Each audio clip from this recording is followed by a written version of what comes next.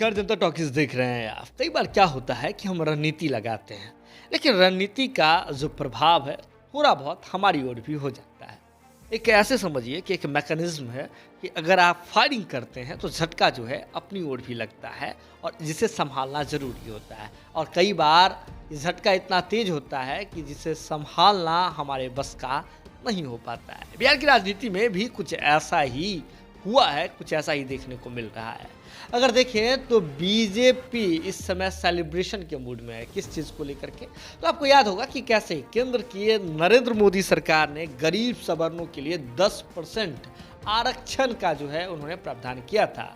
और उसके बाद जो है अब सुप्रीम कोर्ट में ये मामला भी गया था। सुप्रीम कोर्ट ने इस पूरे प्रकरण को कंटिन्यू रखा है, इस आरक्षण को कंटिन्यू रखा है और इसी बात का क्रेडिट बीजेपी ले रही है। और बीजेपी क्रेडिट लेने के साथ साथ अन्य राजनीतिक दल हैं उसे कटघरा में खड़े करने की भरपूर कोशिश कर रही है, पुरजोर कोशिश कर रही है। और इसी क्रम में बिहार की जो राजनीतिक पार्टी है राष्ट्रीय जनता दल, उसके जो सांसद हैं मनोज जी हैं, बहुत सारे ऐसे सांसद हैं, उन्हें भी जो है बीजेपी कटघरे में खड़ा कर रही है और उनके माध्यम से पूरी पार्टी को खड़ा कर रही है।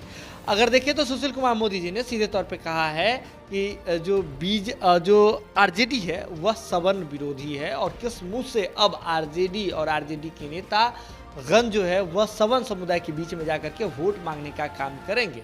और ऐसे में उन्होंने बहुत सारे घटनाओं का, तत्कालीन घटनाओं का उन्होंने जिक्र किया है। अगर सुशील कुमार मोदी जी की भी देखें और अन्य बीजेपी नेताओं के सोशल मीडिया अकाउंट्स और उनके बयानों को देखें तो यह दिखता है कि कैसे उस समय में जब इस पूरे प्रकरण को लेकर के, इस 10% वाले गरीब सवर्ण वाले आरक्षण को लेकर के संसद में मामला आया था, संसद में बिल आया था, तो उस समय मनोज जी ने, जो आरजेडी के सांसद हैं, उन्होंने कैसे जो है उससे एक लंबा भाषण दिया था। इसके पूरे प्रभाव को विस्तार पूर्वक उन्होंने बताने का काम किया था। आम आदमी पार्टी कैसे निकल गई थी, कई ऐसे दल हैं जो बाइकआउट कर दी थी इस तमाम चीज़ों को और संसद भवन की उस कार्यवाही से निकल गए थे, बाहर निकल गए थे, वॉकआउट कर गए थे। इन तमाम मसलों को लेकर के अब जो है बीजेपी इन तमाम दलों को घेरने का भरपूर कोशिश कर रही है। और ऐसे में उन्होंने आरजेडी के जो सांसद हैं मनोज जी, उन्हें भी भरपूर तरीके से, पुरजोर तरीके से घेरा है। और कहीं ना कहीं यही जो घेरने का सिलसिला है वह बीजेपी पर प्रतिकूल प्रभाव डाल दिया। कैसे प्रतिकूल प्रभाव डाल दिया है?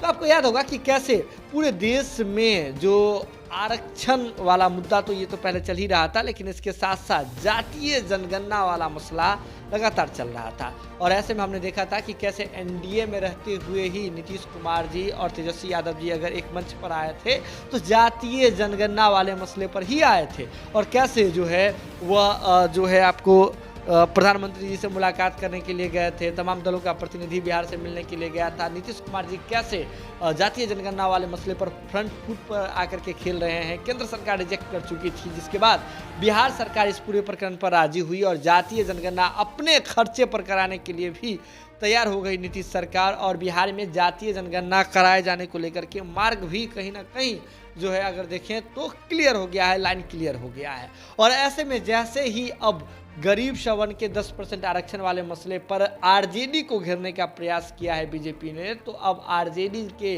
जो सांसद हैं उन्होंने सीधे तौर पर मसला उठा दिया है कि इसलिए तो कहते हैं कि केंद्र सरकार जो है वह पूरे देश में जातीय जनगणना करा ले, जिससे दूध का दूध और पानी का पानी हो जाएगा। यानी कि अभिलंब अब तो सबसे अधिक ज़रूरत है जातीय जनगणना कराए जाने की। तो ऐसे में अब केंद्र सरकार जातीय जनगणना करा ले, जिससे तमाम चीज़ें स्पष्ट हो जाएगी। तो कहीं ना कहीं जातीय जनगणना के मसले पर जहां बीजेपी बचते हुए नजर आ रही थी, केंद्र सरकार बचते हुए नजर आ रही थी, तो बीजेपी ने जैसे ही सांसद महोदय को घेरा है तो इसके साथ ही बीजेपी पर यह रिवर्स, एक अगर देखें तो रिवर्स इफेक्ट पड़ता हुआ दिख रहा है।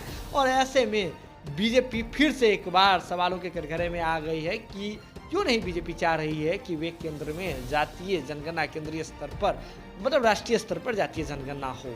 अब इस पूरे प्रकरण पर क्या जवाब आता है, कहां से किस तरह की सुगबुगाहट होती है, जैसे ही कोई अपडेट आता है हम आपसे शीघ्र ही साझा करेंगे।